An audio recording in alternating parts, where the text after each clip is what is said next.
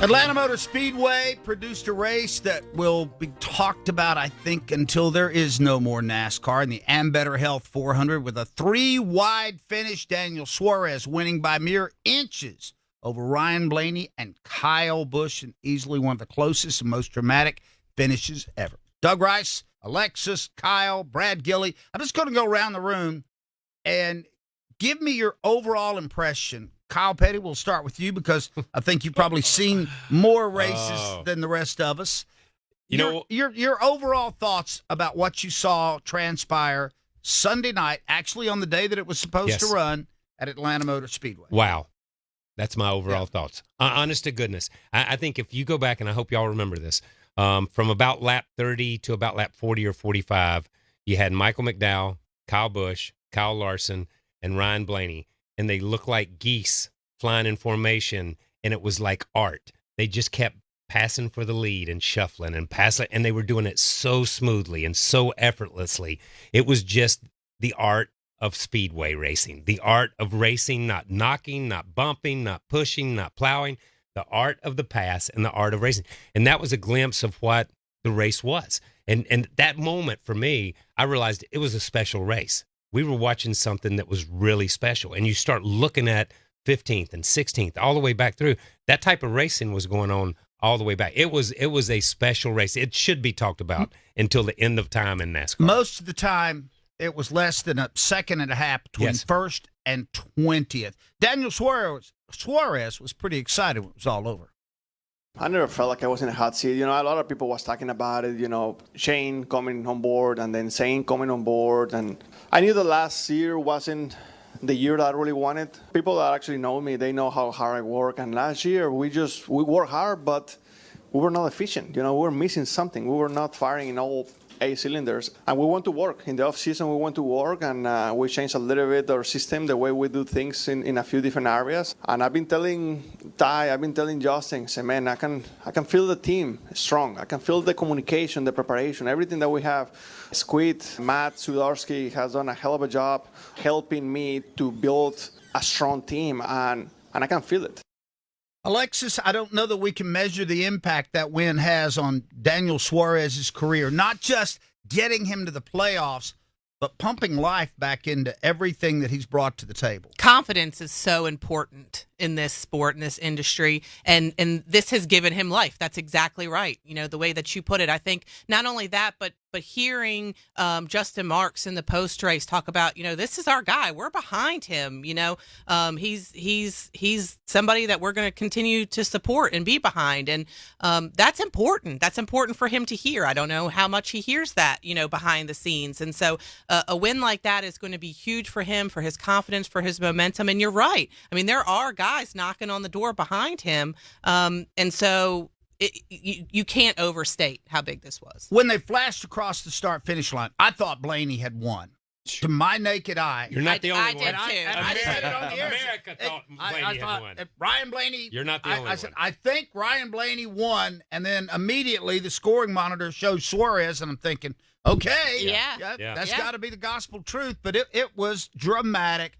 And Ryan Blaney, I think, took it all pretty in stride. I won him by super close and lost him by super close, but I don't know how they got that big a run. I thought I'd laid back the right amount, like in 1 and 2, to kind of get a little bit of energy from both of them, and both lanes came with just massive runs and couldn't really block either of them, so I just got to run the bottom and drag it out to the end. So fun racing.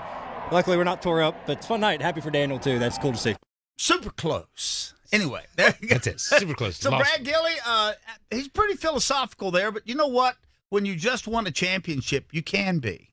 Yeah, that's true. And I'll say Ryan Blaney might be one of the only cars that I don't think was actually involved in an incident at all at Atlanta Motor Speedway yesterday, which was pretty good. But, going back to what Kyle was saying, and this is something I heard on Ryan's in-car during the race, that, throughout the entire field, there were 36 people out there racing. And it was great because we had that one caution. I think it was when Chris Buescher had spun coming off of turn 4, and he and Jonathan Hassler, as crew chief, Ryan Blaney and Jonathan Hassler, were talking about, do we pit, do we not? No, we're going to stay out to the end of stage 1. And Ryan goes, Hey, by the way, no one's out here saving fuel. That was a big concern that we were going to watch like what we saw in the Daytona 500 or the Xfinity race, a bunch of people out there saving fuel until the last 10 laps. He said, like, everyone is out here racing, and he was having a blast doing it, which was awesome. But, you see on social media where Blaney is literally being interviewed, and he looks up and he sees on the big screen just how close the finish was. And you would think a lot of people would be disappointed, like, oh, my gosh. And he was like, oh, my gosh, I can't believe it was that close. I thought it was pretty cool to see a guy who finished second by that margin actually be happy about what happened with the race and the outcome and all of that. Kyle, I liked what you said a moment ago, that this was racing art. I mean, yeah, there were a lot of cars tore up, but I never felt like it was a rock'em sock'em robot type race. No, and it never got to where people were rooting each other out of the way. And so many times you hear, man, if he can get to his bumper, he's going to run right through him. That was never an option yesterday. And I want to interject this right here. And we talked about it before just a minute ago. Yeah, Kyle Busch was the same way. He didn't seem to be upset when the race was over. How many times have you not seen Kyle Busch upset because he runs second or third? They just kind of took it in stride. But we don't have this kind of finish. And I'm going to say this. I'll go on record and say this. We don't have this kind of finish without this car, without the car that we have today. This car runs out there, and it just stops because of the drag that's built in, because of the way the car is. We get to that last lap, and you heard Blaney say, they got so much energy because of Bubba Wallace pushing Kyle Busch and because of Austin Cindric pushing Daniel Suarez. We don't have this finish without those two guys either, but when they got side by side, they stalled. Those cars stalled. Nobody could pull ahead. So it was not momentum as much as it was almost, where's the start-finish line? Who's going to get there as they come off the corner? Who's going to carry that a little bit more? It was pretty spectacular. You're right. It was absolutely. I want to elaborate more on you talking about it being an art. I thought the skill that was on display was just captivating to me. I mean, I think back to, and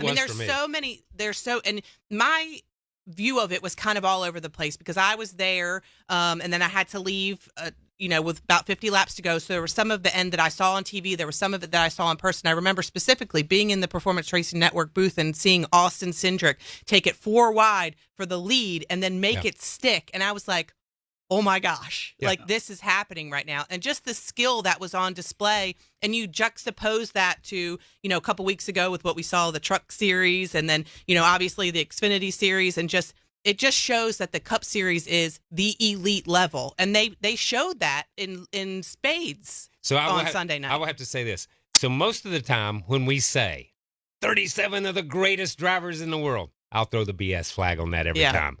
Yesterday, I kept that BS flag in my pocket. Because I'm going to tell you what, they were 37 phenomenal race car drivers that started that race and put on a show. And we have to remember, Brad Gilly, that a lap and a wee bit, I don't know how much that is, a lap and 100 yards, we had a crash that had 15 cars involved. Yeah, including our race winner, by the way. Daniel Suarez had, I wouldn't call it extensive damage, but it was enough that it took him several pit stops to get it right and put all the bear bond on the front of his car. But yeah, and hearing you call the big one, like we're having the big one, and 16 cars are involved in that, at least on NASCAR's official scoring. I don't know, there might have been a couple more that actually got a piece of that in some way, shape, or form. But once we had that big wreck, and I actually thought back again to the Daytona 500, we're going to have a wreck early, and everyone's going to take a breath and they're going to chill out and they're just going to go. They never chilled out. They just kept racing all the way to the end of 400 miles, and that was pretty amazing. Even the cars that were in the wreck. I mean, Chase Elliott might have been in like 3 wrecks, and then he was still driving up toward the front. It was insane to see what they could do. So what was the statistic? It was like there was only 3 cars, 3, I think, in the field that had not been involved in an incident. Wow. Sunday night, which, I mean, is amazing to me. You had Denny Hamlin, who was in an incident in all 3 stages. Denny Hamlin drives windshield deep up under the one car. I can't remember when the 22 when Joey Logano wrecked, and they dropped the green flag, and he's leading the race. I'm like, how do you knock the windshield out of your car is all and still lead the race? Up, I know, and he just keeps rolling. Just keeps going, man. That was amazing. It was an amazing night down at Atlanta Motor Speedway.